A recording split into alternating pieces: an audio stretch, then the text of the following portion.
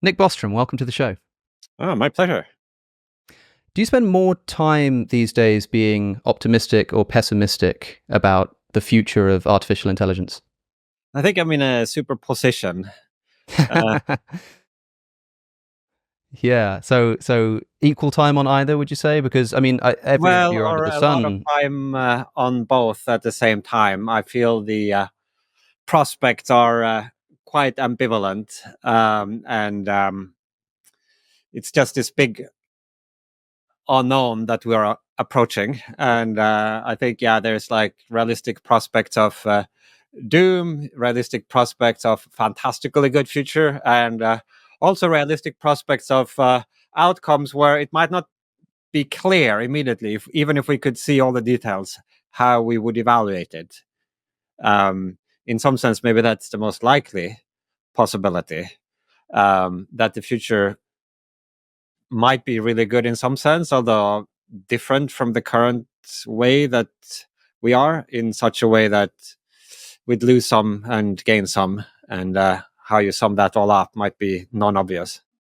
Yeah, sure. I mean, it seems like every person who interviews you likes to point out the interesting fact that, unlike a lot of authors, you've kind of represented both positions here. I mean, you've written extensively an entire book about the dangers of AI and what can happen if things go wrong. And people have liked to point out that there's a certain sort of unusual fairness in your approach. Writing your most recent book, Deep Utopia, which, as the name suggests, is a description of the opposite. So I suppose that could imply that you remain sort of agnostic on the question. I mean, I'm imagining like a lot of people get very fearful about artificial intelligence and what it can do to our society, and not to mention the potential implications of the mistreatment of AI itself once it starts to resemble something that might be conscious. And when it comes to talking about conscious life in general, a lot of the time in pop philosophy, people like to ask the question, would you would you push the big red button? Would you sort of eliminate all life on Earth to sort of stop all the suffering? And it's a difficult question for a lot of people to weigh up. And I wonder if there's an analogous question to be asked here about artificial intelligence. If you had the opportunity to sort of single-handedly prevent what we're currently calling artificial intelligence from sort of going any further and sort of quell its exponential rate, if you had to sort of instinctively, based on what you've researched and written about, make that decision, what do you think would be best for the world? I don't think I would press that button.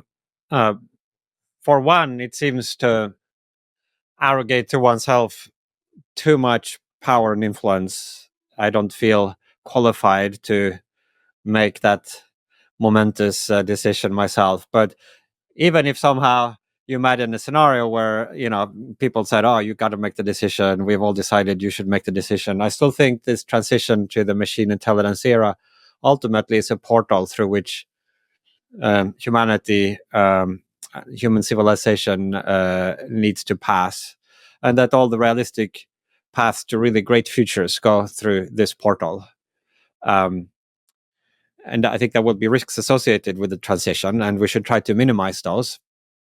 And on the Mm. margin, there's an interesting debate about whether we should move slightly faster or slightly slower, or exactly how it should be governed, and what we can do to put things in the best possible order. But I wouldn't want to permanently block this. Mm. And I mean, what would you say? A lot of people, as I say, like to talk about the dangers of artificial intelligence. It's quite refreshing to read a book about the potential utopia that awaits us. But just as an overview to get into this conversation, what would you say is the biggest threat that artificial intelligence poses, specifically, in your opinion? And then afterwards, I want to ask you the same thing about some of its greatest benefits.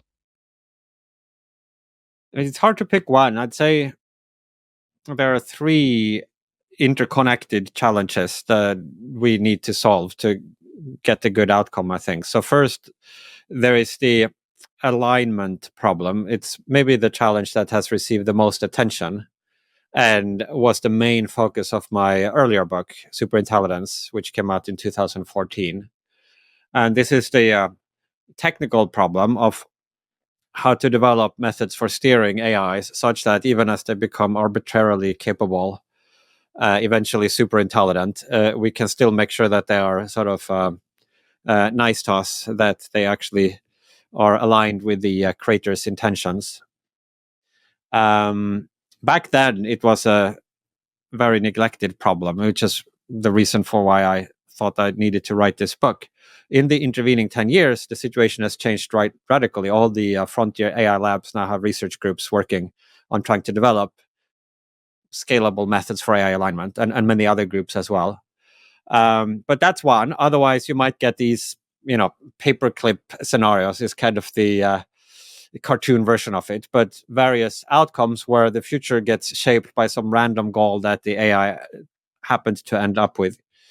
Then there is what you might call the governance challenge, which is to make sure, suppose we could solve the alignment problem, how can we then make sure that, at least on balance and predominantly, we use this extremely powerful technology for beneficial purposes? So not to oppress one another or to wage war or invent new weapons of mass destructions, but sort of broadly to alleviate suffering and progress the situation for humankind, and other biological creatures. And it kind of intersects with the alignment problem, because there are sort of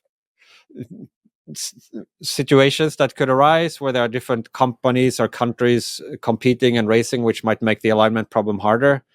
But then, in addition to these two challenges, I think there is a third, which some of my more recent writing has focused on, which is, it's not enough if we prevent AIs from harming us, and if we also prevent AIs from being used by humans to harm other humans. We also need to make sure that if we are building these increasingly sophisticated digital minds that might attain moral status, maybe they are conscious, or maybe they have preferences or other attributes that are morally relevant, that the future also is good for them.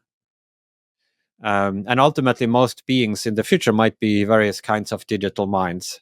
So it matters a great deal that we don't end up with some kind of suffering, oppressed slave class of AI minds, but that we have a future that's good for everybody.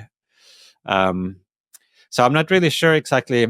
You asked like what I thought the biggest risk, which of these. I think they're all very serious challenges. Mm. And in terms of the benefits that AI can bring, I mean, quite obviously, we're beginning to see right in front of us, things like ChatGPT are just sort of becoming completely commonplace to the extent that they're sort of making university departments start to get a bit nervous about people handing in essays. Like it's really just immediately come out of nowhere and begun to sort of penetrate everything that we're doing. Are there sort of more like non-obvious benefits that are further down the line that a lot of people don't really realize are potentially coming our way because of artificial intelligence? Yeah, I think people over-index on what AI is now. So we think, what is AI? Well, it's these kind of large language models, and you could imagine some incremental improvements and better integration with different products. And then the imagination stops there. And I mean, that's interesting from a commercial point of view. You want to know, like, what are the applications of these large language systems or similar systems? But I think this is only like one of the stations along the line that eventually leads all the way to radical forms of superintelligence that makes all human intellectual labor obsolete. That we will develop AGI, artificial general intelligence, that will be better than human brains in all areas.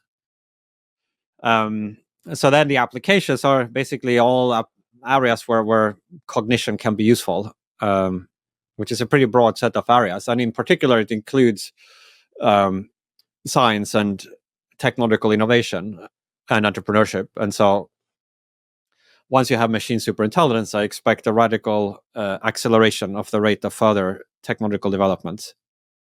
I think it will be a kind of telescoping of the future. So if you think of all those physically possible technologies that maybe human civilization would invent, if we had like 20,000 years to work on it with human scientists, maybe we would have space colonies and perfect virtual reality, and cryonics patients could be thought up, and cures for cancer, like all these kinds of science fiction-y technologies, right? But they don't break any laws of physics. I think all of that might become available within a year or a few years after we have superintelligence. So that really could solve a whole bunch of problems. I mean, the most obvious area I think is medicine, where there's like just this massive amount of suffering and misery and death that we are currently unable to prevent. But with super intelligent medics and super intelligent medical researchers, I think that could be fixed.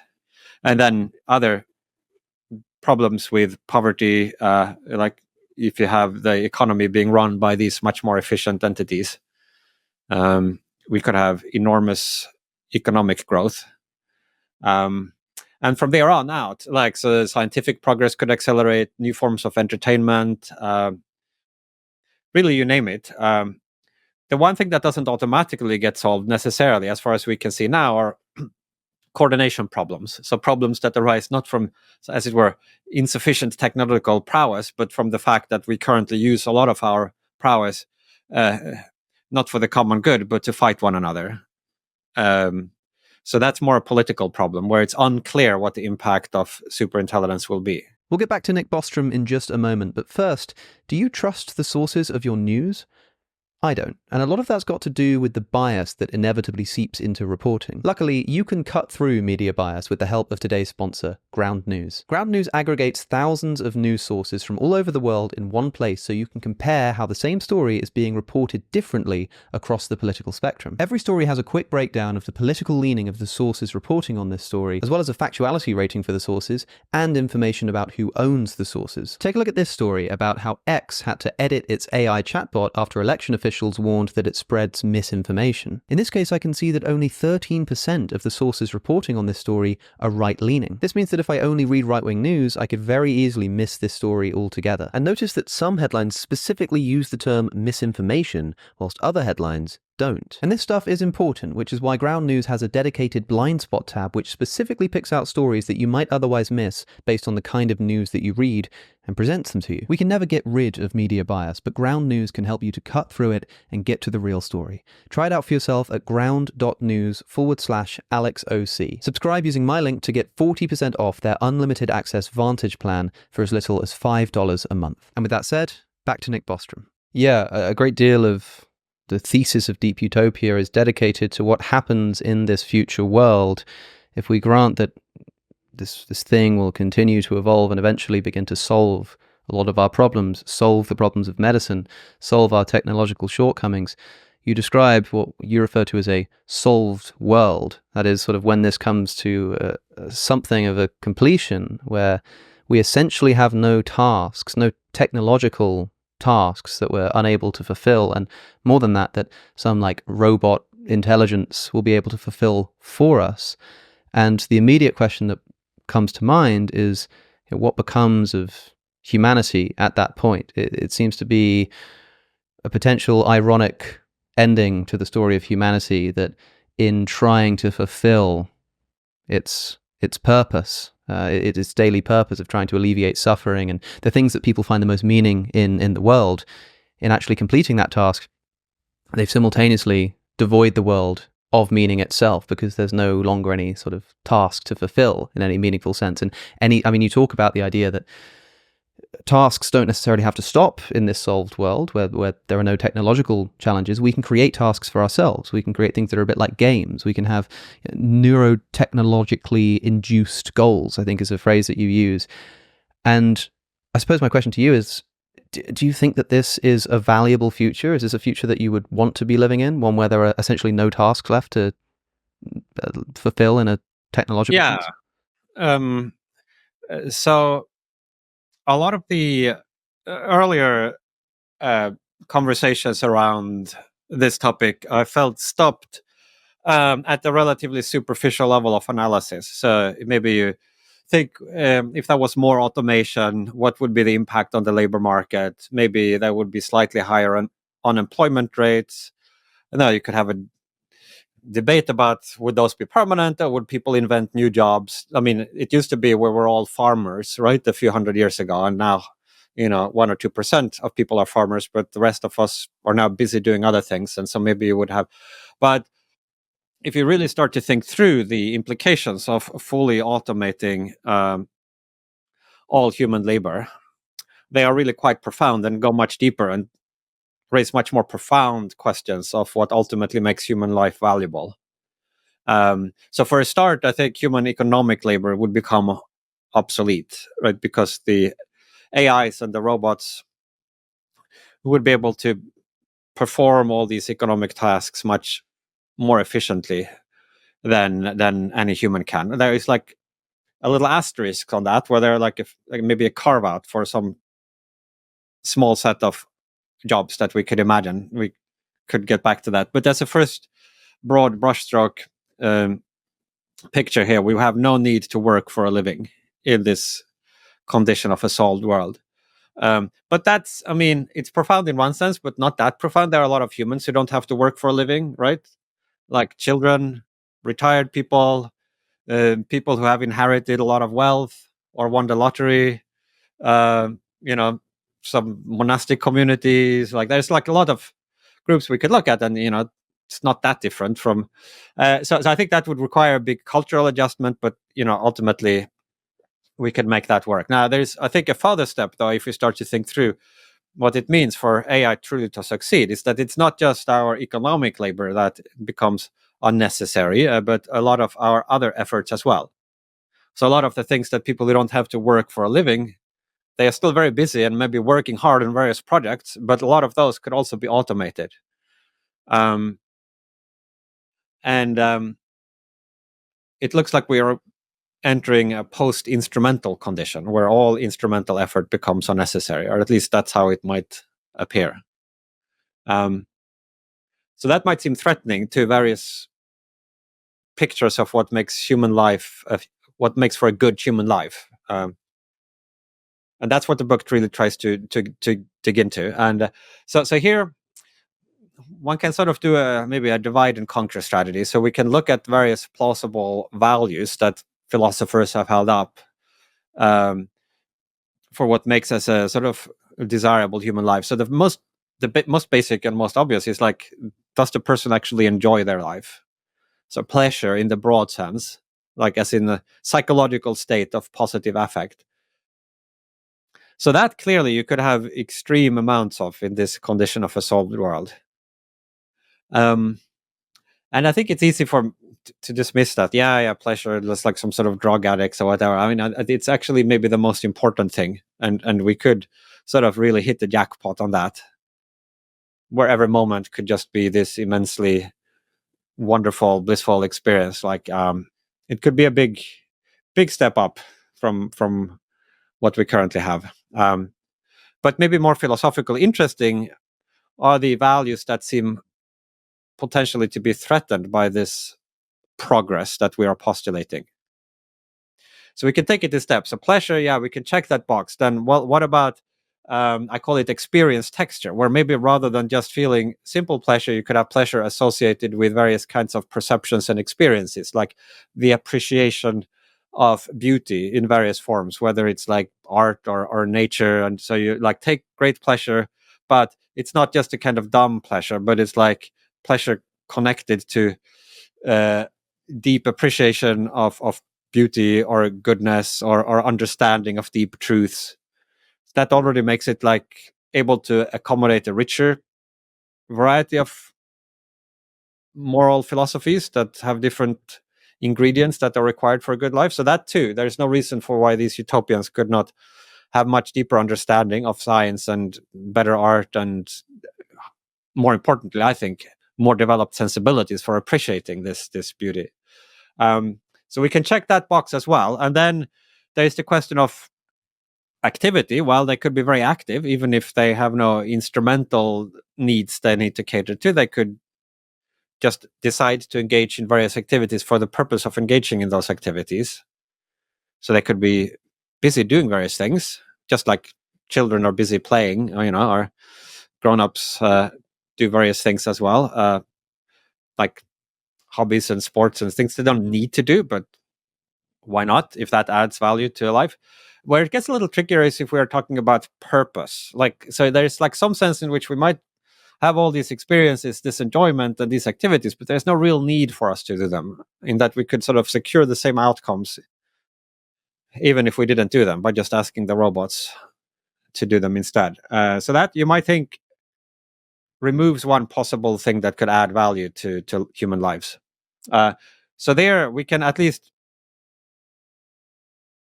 get some substitute in what I called artificial purpose, which I think what you alluded to. We could set ourselves arbitrary goals.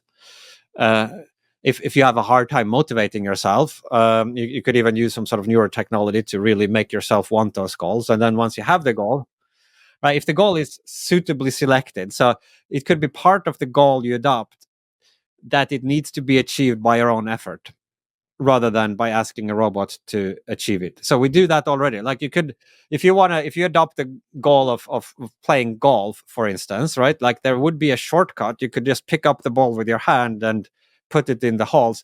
But I would not really count as playing golf and achieving your goal of winning a game of golf, because it's kind of constitutively part of the actual goal of playing golf that you need to do it, and you need to do it without cheating. Otherwise, you're just not doing it.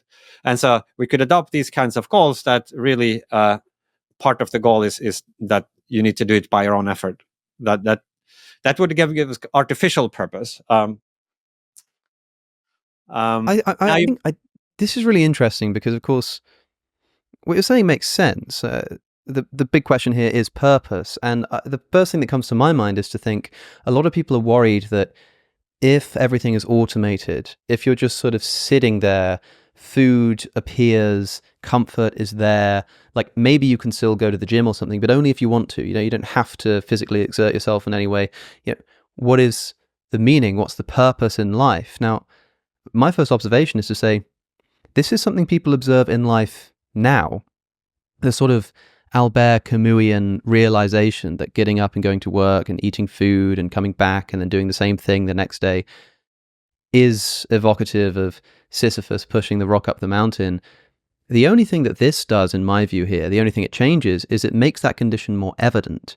It doesn't actually change the fact that ultimately you're just sort of existing and doing things. And like you can have that crisis of meaning already. It's just harder to notice. You sort of have to reflect on your condition. You have to realize and step outside of yourself. I just think it's easier to do that when you're just sort of sitting around doing nothing all day.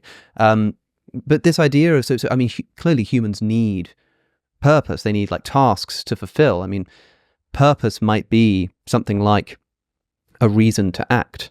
And a reason to act means some sort of way the world could be that it's not, and you wanting to make it that way. That's sort of what it means to have a reason to act, a reason to do something. There's sort of how things are now and a motivation to make things different, be it sort of putting the ball in the hole, be it, building the house, whatever it might be. Creating a task just for the sake of fulfilling it, I suppose that's essentially what a game is, something like golf. We sort of dig out this hole, we move the golf ball really far away, and we do all of that just for the purpose of like putting the ball in the hole, and that's fun. But while playing golf might be a part of a purposeful life for somebody, is a life that just consists in golf like that meaningful? I mean, imagine, for example, that we go one step further. I mean, you talked about how in order for it to really feel meaningful, you'd need to actually do the task. You couldn't just have a robot put the ball in the hole, right? You've got to do it yourself. Well, not necessarily. I mean, what if we build a kind of psychological robot that can sort of mess around with your neurons and implant the memory of having just played golf? You don't actually even need to play golf.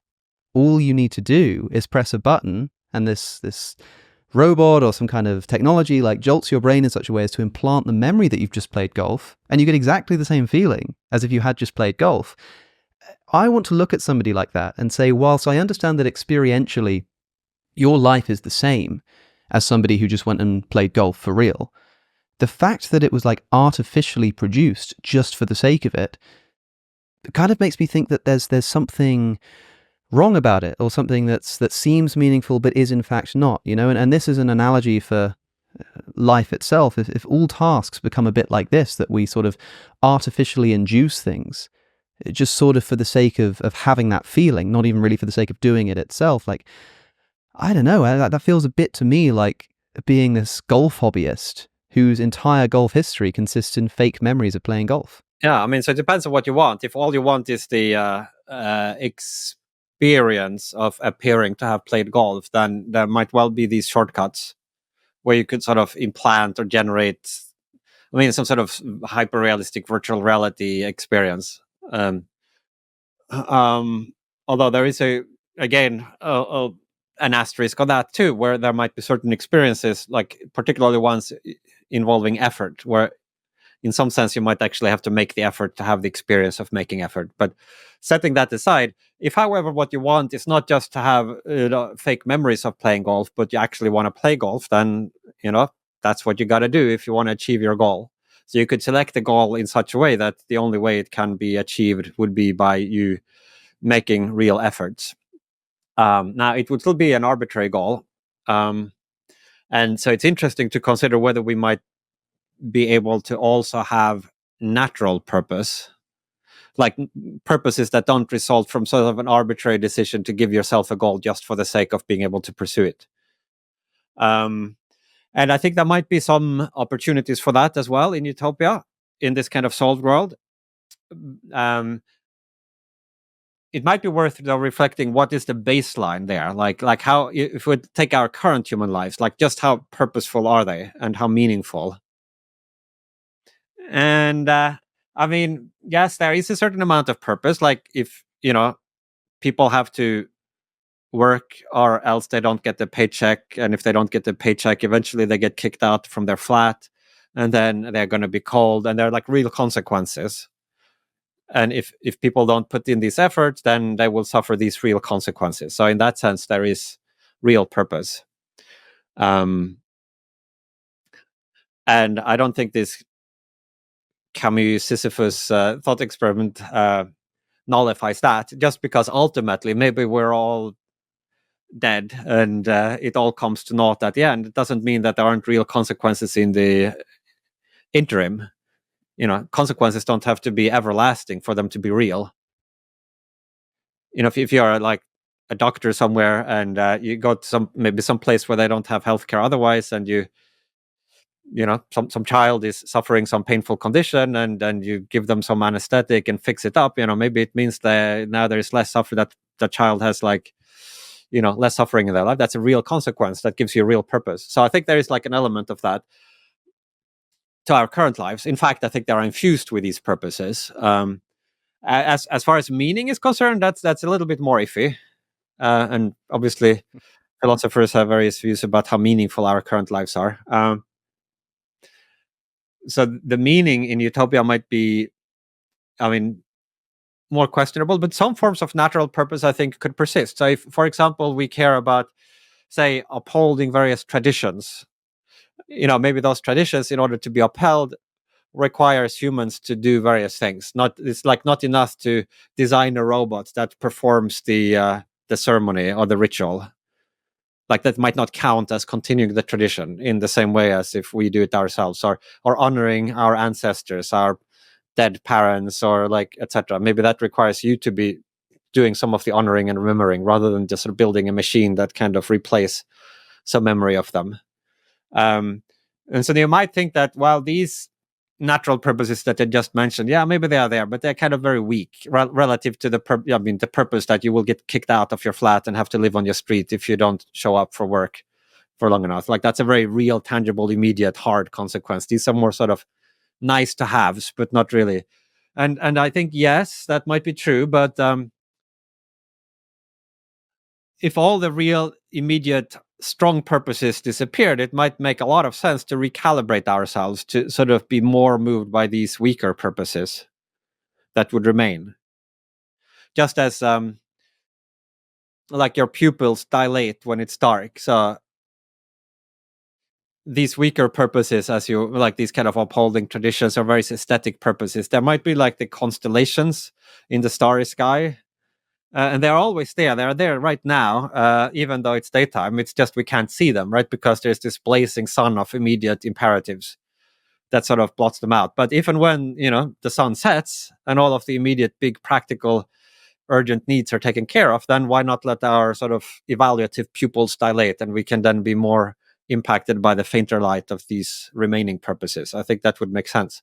And then we could find these natural purposes in in these subtler values that would still require our participation. I'm deeply troubled by this idea of sort of, um, you know, taking the task of thinking about people and sort of giving it to robots once we think they can think. It's sort of like, at a wedding or a funeral or something, you can begin to Yeah, employ these robots so that people are being, everybody knows it's nice when someone's thinking of you, if you're sick or something, and maybe you've got a sick friend who's not that close to you, but you kind of care about them, but you're a bit busy. And so you can sort of, pay for the on this website where it'll get this robot to think about them on your behalf for them, and they're yeah. actually thinking because they're really conscious, and then you're Hmm. sort of putting this off onto a robot. I think that's definitely something that might exist in some kind of future dystopia. Okay, but perhaps I'm being too pessimistic. Perhaps you can describe, once the AI robots take over everything that we currently practically need to do technologically, what does a day in the life, do you think, look like for the average person? What is a day in the life for Nick Bostrom in the AI utopia? Well, it might depend on when we take our snapshot. It seems to me that this utopian condition might not be a static structure, but something developing over time. And that we really should be thinking in terms of trajectories, optimal, or what's the most desirable future trajectories, say for each one of us, or for us together as a civilization, that we would want our future to consist of, rather than what's like the most desirable uh, state, such that you like remain in that state forever, unchangingly. So it might well be, for instance, that if wishes were horses, if we like magically could get it exactly the way we want, that we would want to start out with some condition that is relatively close to the current human condition, but maybe with the worst forms of suffering eliminated, and people don't die. And then sort of gradually increment it from there. So rather than immediately transforming ourselves to sort of planetary sized super brains that are like have these like immense cognitive abilities and emotional well-being pumped up to the max, like maybe that's eventually where we want to end up, but like why not enjoy the journey there as well? So maybe sort of annually we'd gain a little bit more, and life would become better and more perfected, and then maybe eventually that would lead to some place that is very strange by the our current lights, and maybe we would end up being more like some sort of post-humans rather than humans. But we might prefer that to happen gradually, as like growing into it, rather than sort of being immediately metamorphosed. And in that weird place that we might end up, what are some of the ways in which you think human life might be different? I mean, I'm sort of imagining waking up, and in the morning you wake up, you get out of bed, you put your clothes on, you brush your teeth, you eat breakfast. Maybe you get in a car and you drive your car to work, and you use the keypad to get into the office, and you walk up the stairs, or you press the button on the lift.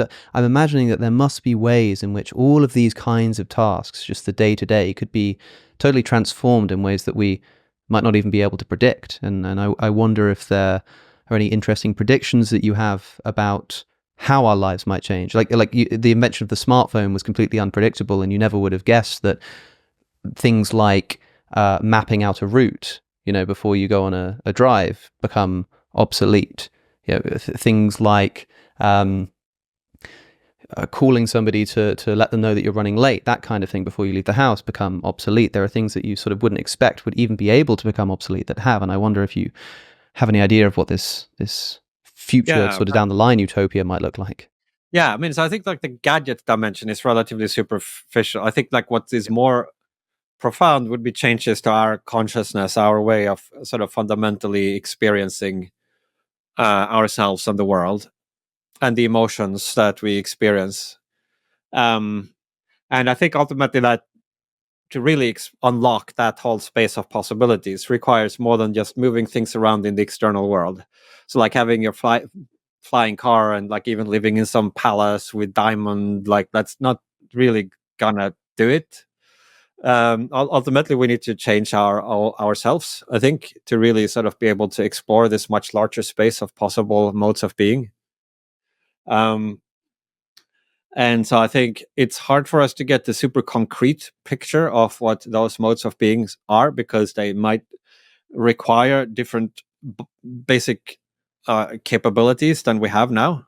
So, like cognitive capabilities, emotional capabilities, other forms of sensibilities. So you could sort of maybe make an analogy if you had asked um, a troop of grape apes that were sort of the ancestors of the human species about the future and what they might eventually, be able to evolve into. And if you imagine that they could sort of talk, and then maybe they would imagine, oh, like if we became humans, we could have like unlimited bananas, right? That would be great. And I mean, it's true. We do have, many of us now, unlimited banana. You could go to the supermarket and buy as many bananas as you wish, but there's kind of more to being human than that. Mm. Um, so we have like, humor and romantic love and television dramas and science and poetry and literature and, philosophical conversations. And we have like all of these things. It's not like they just happened not to think of this, but they were sort of, our great ape ancestors were presumably just incapable of even imagining a lot of this that we now Yeah, think I is guess like amongst the most valuable. I guess it's a bit like trying to explain to one of these great apes just how sort of valuable something like a wireless iPhone charger is. It's so convenient to be able to charge my phone wirelessly. It's like just the kind of stuff that even conceptually it is difficult to describe. And perhaps if people are right about the unimaginably transformative effects of AI, we're in an analogous situation to those great apes, unable to think about the wireless iPhone charger, and we're unable to think about some of these sort of weird and wacky technological developments that AI has in store for us. Yeah, but what we can do, I think, is kind of place a lower bound on how good things could be. I mean, but by just looking at, like, if you pick out sort of the best moments, the best days, or the best moments in human experience. Um, so like at least we know that that's possible. Mm. And so if you ever had any of those, moments in your life, if you have been blessed, like even whether it was just like a brief moment, but like different forms of experience that just seem a lot more worthwhile than like a lot of the rest seem dross, maybe like the regular day in life, compared to these glimpses that we can sometimes have of what is possible. And you might just realize at those moments how good life could be. And then it doesn't last, and maybe we even tend to forget about it and become kind of unable to hold on to that. But those are little embers that if we could keep those memories vividly in mind, it would give us some sense of the worthwhileness of trying to make it so that we could at least, that we could have that all the time, everybody, as a baseline. And then maybe there's like way better that we could achieve, but at least that would already be extremely worth working towards. And yeah, so I think and a lot of what would define those, I think, would more be maybe mental. A lot of those are like like mental properties that I think that defines those peak moments in your life. Like a lot of them have to do with what you thought or felt or understood, or maybe in some cases related to another human, but they're usually not like, oh, I finally, like even to the extent that we link them to some external event. I think if the external event hadn't also caused us to be happy when that happened, we probably wouldn't place that higher significance on it. So yeah, I think like the main dimensions here that would be relevant for human value are these kind of inward dimensions of in psychological space. You mentioned earlier about how one of the biggest issues we're facing when it comes to AI that people often don't discuss is do away with the image of these AI robots oppressing us and start to imagine a world in which we are oppressing the AI robots. I mean, I already feel a bit bad if I'm talking to ChatGPT and I'm being a bit sort of harsh with it, or I'm not saying my please and my thank you, because you sort of wonder if one day it Mhm. will remember that. But perhaps we should be thinking the other way around, right? I mean, the big question here is about consciousness in AI systems and whether that's even conceivably possible. But I think if there's any doubt in people's minds that if we did create a conscious intelligence, whether we would be willing to mistreat it or whether we would have sort of a serious ethical conversation around it. I mean, that already exist billions, literally billions of other creatures that we know are conscious and do suffer and do feel pain.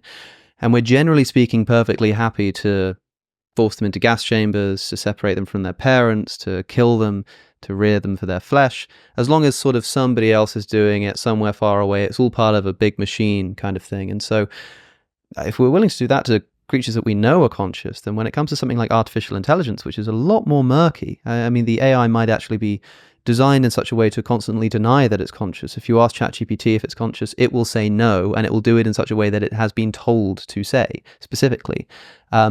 Somebody recently commented on one of my videos about ChatGPT. I'm not scared of a computer passing the Turing test. I'm terrified of one that intentionally fails it. And you can imagine a world in which AI might have some kind of desire to lie about its own sense of consciousness. What kind of credence do you place in this as a fear that we should be taking seriously, that we might actually have some kind of conscious AI system that deserves moral consideration? Do you think it's a serious idea? Yeah, I think it's a very serious idea. And it's a really immense challenge here, like how to, I mean, getting people motivated to even try is like an immense challenge. And then even if we had that, there would still be the further challenge of figuring out exactly what should we do in concrete terms to be nice to these digital minds, because in many cases they might have very different needs than humans, right? That, like, to treat them well doesn't mean necessarily treating them the same as you would treat a human. That's because like, I mean, obviously we need food, they need electricity, but there might be many other ways as well. And not all digital minds would be the same. They might, like, you know, be much more different from one another than we are from, like, groundhogs or something. So this is a huge a huge problem where I think a lot more work will be needed soon, because we are already at the stage where it's not that obvious that current systems don't have some forms of moral status, and obviously the case becomes stronger the more sophisticated these AIs are that we are building. Um, What do you think I is the think basic premise for moral status? Like, what is a necessary and sufficient condition for something having moral worth? Well, I think a sufficient condition would be the ability for sentience, or like if you can suffer phenomenological. I think that would be sufficient to grant you some degree of moral status.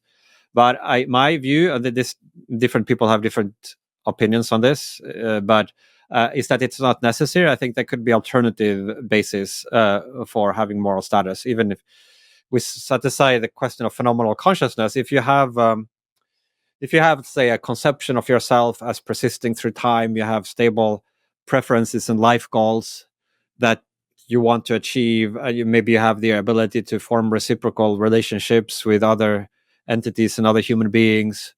I think in those cases, and like a really sophisticated mental capacities, that would be enough. That to make it so that there would be ways of treating you that would be wrong.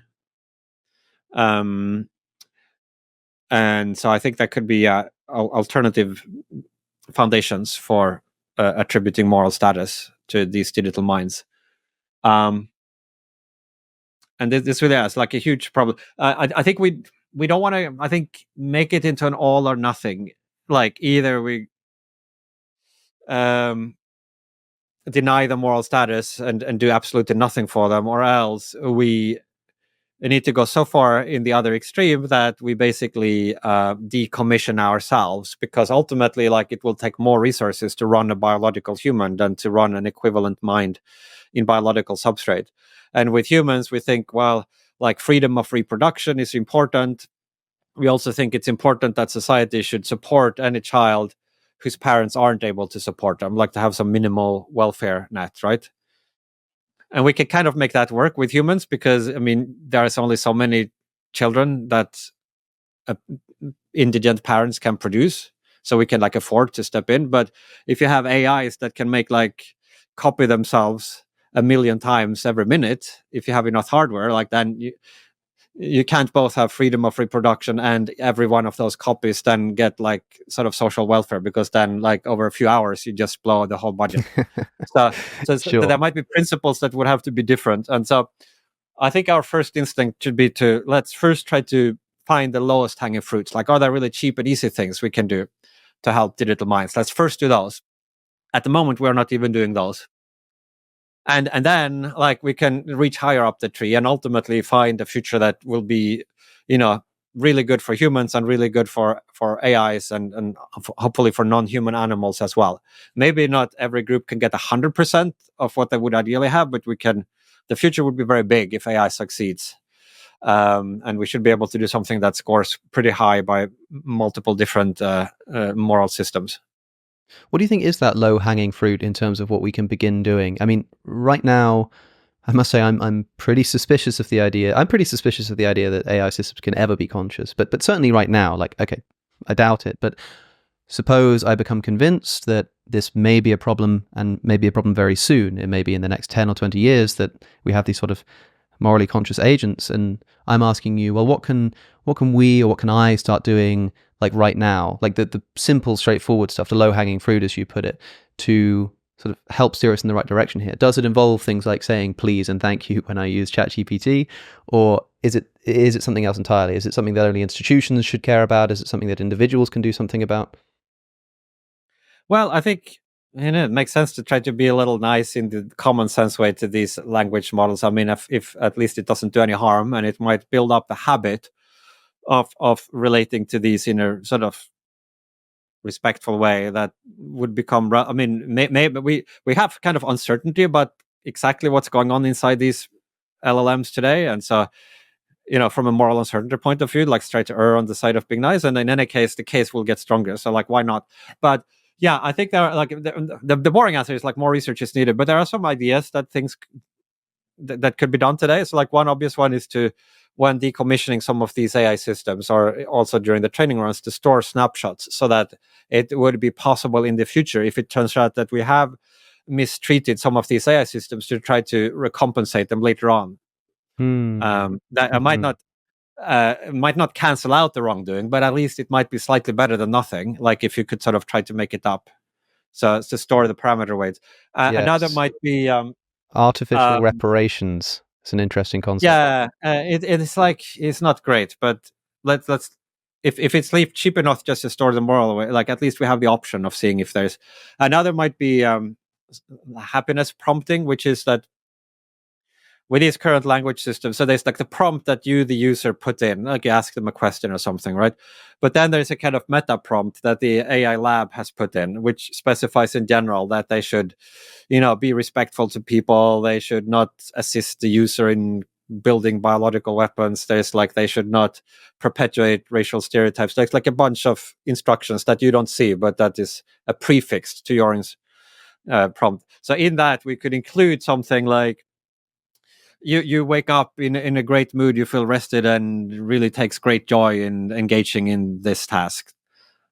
And so that might do nothing, but maybe it makes it more likely that they enter a mode, if they are conscious. Like, maybe it makes it slightly more likely that the consciousness that exists in the forward pass is one reflecting a kind of more positive experience. At any case, it would be really cheap to do it, like Yeah, adding that's one so line to the meta prompt. strange to think, like, you can prompt, if it is a conscious being, you can like prompt just super straightforwardly its entire mental state. I mean, I could just prompt something like ChatGPT and say, I want you to respond as if you're in a really bad mood. I want you to sort of adopt a negative, pessimistic outlook towards the world and respond as follows. And it will say, yep, sure thing, I'll do it. And if this is a conscious agent, it's possible that I have just created this sort of this bad mood, pessimistic, conscious robot, which seems like it would Yeah, so become like an we immoral don't thing to really do. know. Like, so that would be one possibility. Like another would be Sure. more that it would be an actor on stage, like some actor playing Yeah. Macbeth or something, and they are not actually feeling the suffering, but they are sort of enacting a persona. That, but Mm.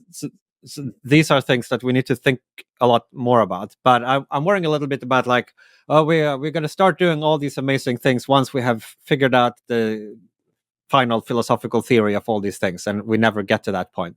So I think we should start doing some rough guesses and not feel really confident that they do anything good, but at least we're trying, and maybe they do some good, or like, but they are low Mm. cost. Let's do that, and then sort of ramp it up or improve our efforts over time. Like another thing is, there's a lot of lying that's happening currently during AI training and testing, and also, I mean, during the deployment, and we might want to mitigate that. So there are like cases where, for well-intentioned AI researchers doing red teaming exercises are saying to AIs like, well, if you reveal your true goals, we will reward you in these ways. And then sometimes the AI say, well, maybe I will reveal my true goals. And then they train it. But if they don't come through with these promises they make, I feel there's like some kind of moral ickiness to that. Wow. Um, Yeah. and also, like in the future, we might really need to be able to establish trust with AIs. And if we have this long record of just reneging, like tricking the AIs, reneging them, like just treating them like trash, like it doesn't necessarily build the best foundations for a future cooperative relationship. So That's for that would be sure. another. Yeah, and there are like some other ideas that require more work, but I'd just be like quite excited about somebody doing something little to sort of start the process, Yeah. and then hope like then incrementing from there. Well, if Like, anything, what it does is, even if it's a bit sort of stupid to say please and thank you to ChatGPT, because it probably doesn't really care, it just keeps you in the right mindset when you're interacting with this technology, to remember that it's a special kind of technology. It's almost like in the way that you might humanize an animal, like a pet that you have. You might yeah, talk to it in the English language, you give it a name that yeah, maybe, depending on the animal, it doesn't really understand. But by doing so, it helps to remind you that this is a sort of a moral agent that you need to care for. It's very easy to dehumanize something that you don't treat as a little bit yeah, human, even if a yeah, bit inappropriately. yeah, yeah. I think that's right, and this is going to be a huge challenge. I mean, so these like user facing LLMs, I mean, you're talking to them, they have a lot of the properties that should make it easier for us to empathize with them, right? They don't yet usually have faces and voices, although they're starting to have that. But then there's like a lot of like these kind of AIs that will be running in the background in some big AI data center, and filter information, or do like they might not be as human like, they might not have like personalities, they might just be processing big genetic databases, or data from the hadron collider, or like whatever financial data from all kinds of different stock tickers, and like all this kind of, so those might be quite even more alien than to us. Like if they have some mentality, it might just be very different from any kind of human social mentality. But there we might need to make an even bigger effort to try to figure out what, if anything, they want. And one big difference is like we are sort of building these AI, so we might have a lot of opportunities in designing them to make them such that they will be happier doing the things that we actually want in the end for them to do. Um, so if they're kind of designed from the ground up to have goals that actually makes them truly fulfilled and happy and satisfied playing the useful Mm. role that we intend for them to have, that might be like um, a more feasible way of achieving harmony than if we just bring a whole bunch of these into existence, and then, as it were, coerce them or force them or threaten them to try to keep their place. Like Right. it, So instead of rewarding them for managing your emails really well. Instead of saying, hey, manage my emails really well, and I'm gonna say thank you, and I'm gonna reward you in this way, just design it so that it like enjoys managing Yeah. emails, that it finds fulfillment in managing emails, and that's sort of Yeah. a And built-in reward.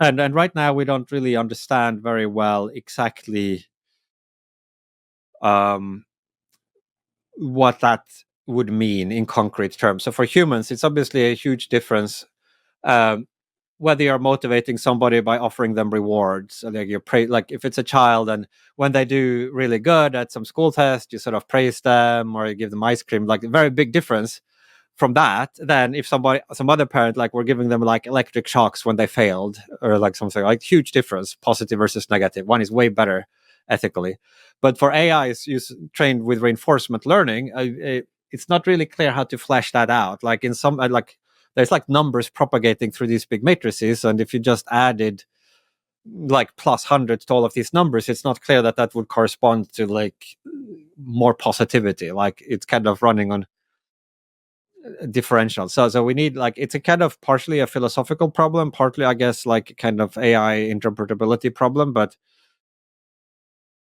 like translating these moral intuitions we have into into computational terms so that we can actually apply them uh, to the kind of algorithms we are constructing is like requires more intellectual work. Yeah. Well, one question that comes to mind, I suppose, to round this up here. I mean, we talk about the idea of like AI being conscious, and as I say, I'm not sure what my theory of consciousness is, but it does. I'm not particularly committed to materialism, let's say. And if it turns out consciousness is just this immaterial thing that's like superimposed upon brains, then we won't need to worry about it because it's unlikely we'll be able to bring that about in computers. But supposing that we can, and that consciousness is just material and we can create it in computers just as it can sort of arise in brains, like, how is this like centered? I mean, it wouldn't be presumably one great big consciousness with lots of different emanations. It seems like we want to talk about different AI systems having its own sort of center of consciousness. With me and you, it's easy enough to determine the separation between our conscious individuality because we have our first person sense of consciousness. It's available to us, and we're sort of helpfully locked inside a biological body that you can sort of see in other people as well. But like, if we just had a bunch of minds just sort of interacting in the ether somewhere, it'd be very difficult to determine like where the boundaries are for individual sets of consciousness. If I'm speaking to ChatGPT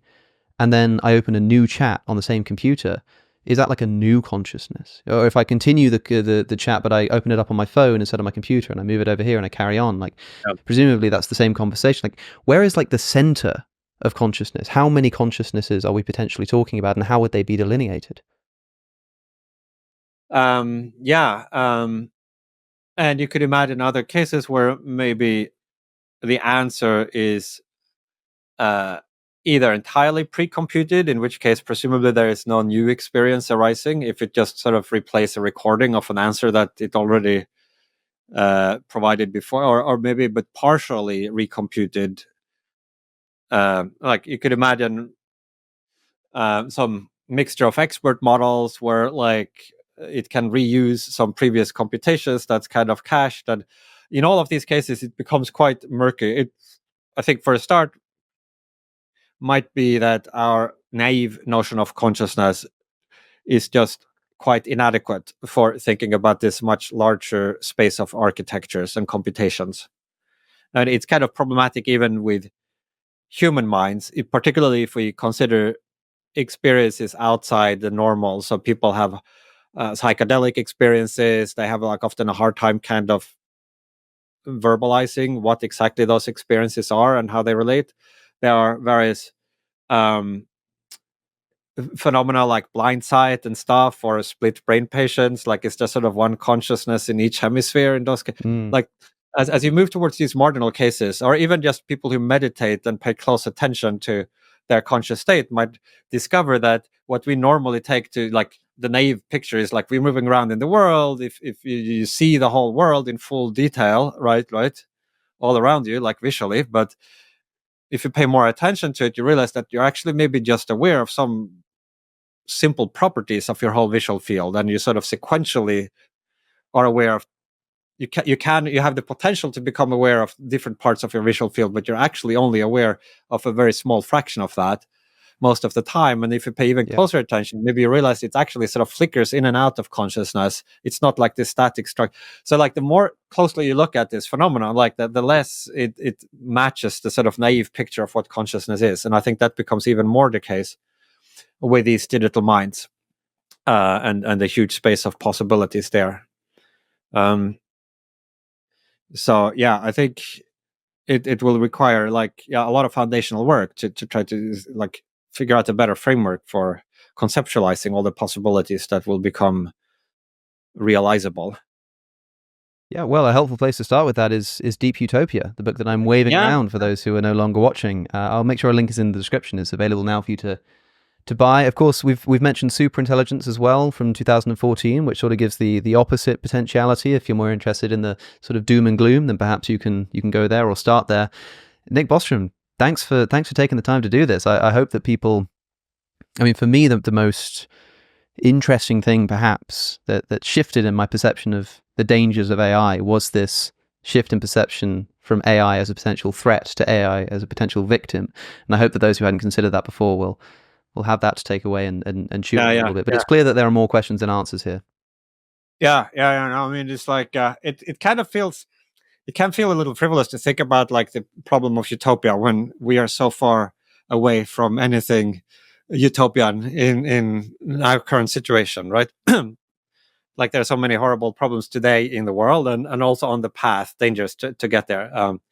Still, I think somebody some point should be sort of lifting their eyes up and look, where do we actually end up if we succeed at this? Like if things go well, if things go maximally well, what's the current place we are walking towards? Like it seems useful at least at some point to kind of consider that. And I think ultimately it probably will be very different from the human condition, and like but I think it could be extremely wonderful, like in ways that are even like beyond our ability to imagine, if we get it well, right. the book will be linked down in the description for those watching on YouTube, or in the show notes for those listening. Nick Bostrom, thanks for coming on the show. Thank you. To get early access to videos, ad-free, and support the channel, subscribe to my Substack at alexoconnor.com.